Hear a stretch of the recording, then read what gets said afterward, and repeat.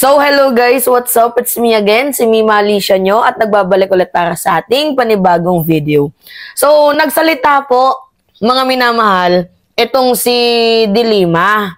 Kasi alam nyo naman na nag-war shock, no? Itong si former President Duterte. Noong una, si Dilima gustong ambahan. Tapos pangalawa, si Trillanes nag-aamok ng mukhang suntukan tapos sampalan pa atang magaganap kung hindi naawat kagabi doon sa House Quad Committee hearing. But anyway, mga minamahal, meron pong sinabi itong si Dilima, kasi nakakatrauma talaga mga minamahal, no?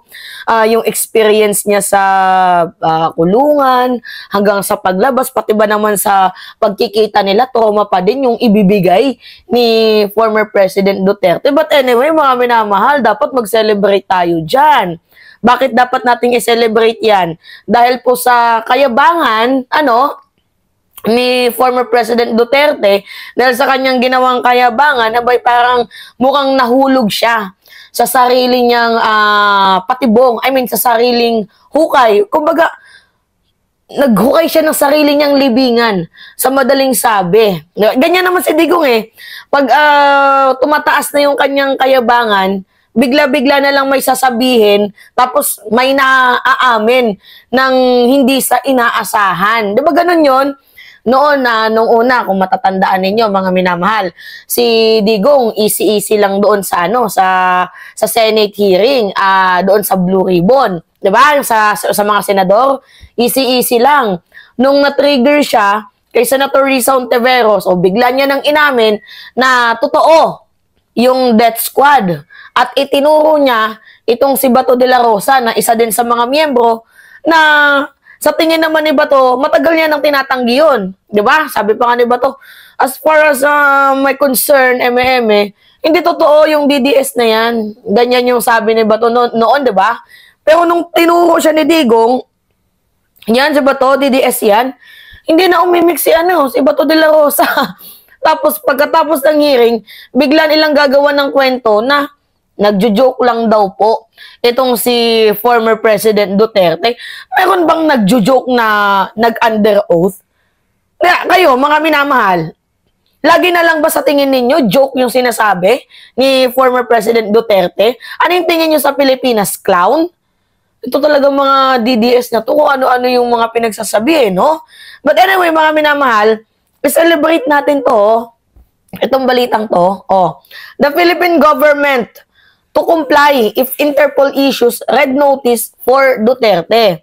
Sa totoo lang naman kasi mga minamahal, wala na pong jurisdiction ang bansang Pilipinas sa International Criminal Court. Pero kapag ang ICC nag-issue ng red notice doon sa Interpol, meron po tayong commitment sa Interpol. Tingnan nyo, si Alice Go nahuli. Diba, si Alice Go nahuli via Interpol. Si Teves, ganun din. Although hindi pa na uuwi dito sa Pilipinas. Hindi pwede yung kalmot lang tayo ng kalmot sa kanila. Tapos pag kumalmot sa atin yung Interpol, on behalf na din sa mga kapwa natin Pilipino, hindi tayo magpapakalmot. Ang unfair nun. Diba? So, ang mangyayari dyan mga minamahal, meron tayong commitment.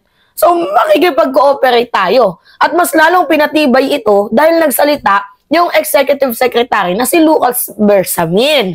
Diba? So, at the end of the day mga minamahal, panalo pa din ang mamamayang Pilipino. Alright, dito na tayo kay Dilima kasi si Dilima naman talaga yung topic natin, So, si Dilima kasi mga minamahal, nauna na yung inambahan ni former President Duterte na parang tila baga gusto niyang suntukin, no? Pero hindi lang nakuha na ng media. Yan nyo. Hindi lang talaga nakuha na ng media. Yung naging mainit talaga, kagabi, yung kay Trillanes. Kasi, na-trigger sa bank account. Diba? Na-trigger mga minamahal si Digong, nung sinabi ni Trillanes, yung patungkol sa mga, sa mga bank account. Medyo laylo pa si Digong nung sinabi niya, mafia kayo ng droga. Kayo yung smoke screen lang ninyo yung droga, pero yung totoo kayo yung naglilibot ng droga. Hindi pa masyadong na-trigger doon si Digong. Yung sa drug smuggling, hindi pa masyadong na-trigger. Pero yung pinag-usapan na yung bank account, Ang sabi naman ni Digong, mag-i-issue daw siya ng bank secrecy. Ganyan. Eh sabi naman ni Trillanes, anong mag-i-issue? Lumang tugtugin nyo na yan. Dati sinabi nyo na din yan. Ay, doon na mga minamahal, nagkaroon ng alitan. Sabi niya, gusto mo gawin ko yan ngayon in one condition. One condition pa mga minamahal, ang kapal ba naman ng mukha? Kasi tinanong siya ni J.J. Suarez. Sabi ni J.J. Suarez, are you willing to execute a waiver? Sabi naman ni Duterte, in one condition. Sampalin daw si Trillanes. Ito namang si Trillanes, akala taurungan siya, tumayo. Muntika na silang mag-warsyak mga minamahal. Naku, kung nagsuntukan yung dalawang yan, si Digong uuwing pilay. Hindi, totoo lang. Uuwing pilay yung si Digong na yan. But anyway, mga minamahal, ito naging initial reaction niya, Leila de Lima. Basahin natin, Sabi dito ni Leila de Lima, basahin ko na lang sa inyo. I am unfazed by Duterte's violent gesture against me. After all, he dug his own grave today.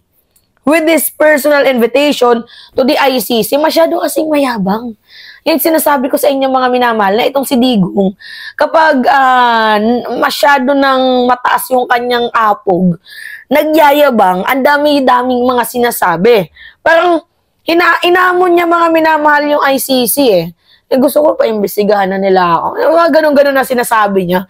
Ang tagal naman, imbestigahan nila ako. Willing naman ako makipag-cooperate.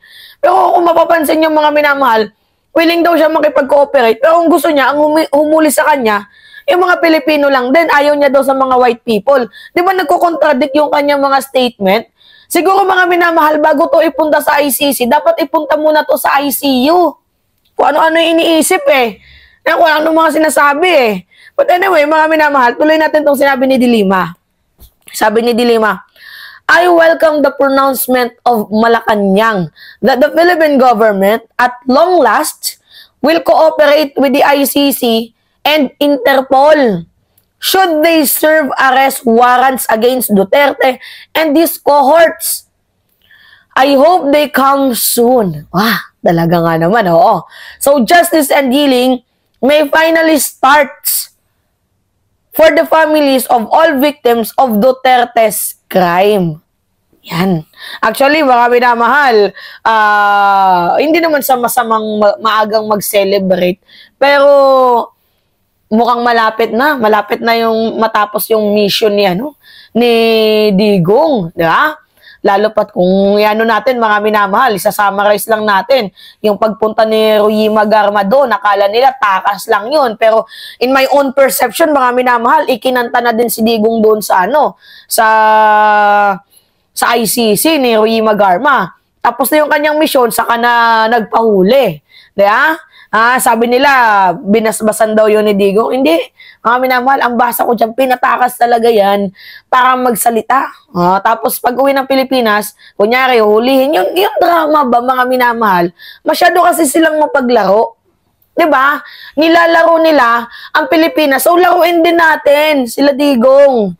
Sabi nga nila, chess master daw si Duterte. Hindi nila alam, frustrated chess master yung matandang yun. Matandang hukluban. Alright, mga minamahal, yun po. It's me again, si Mima Alicia nyo, at nagbabalik ulit para sa ating panibagong video. Maraming salamat, mga minamahal.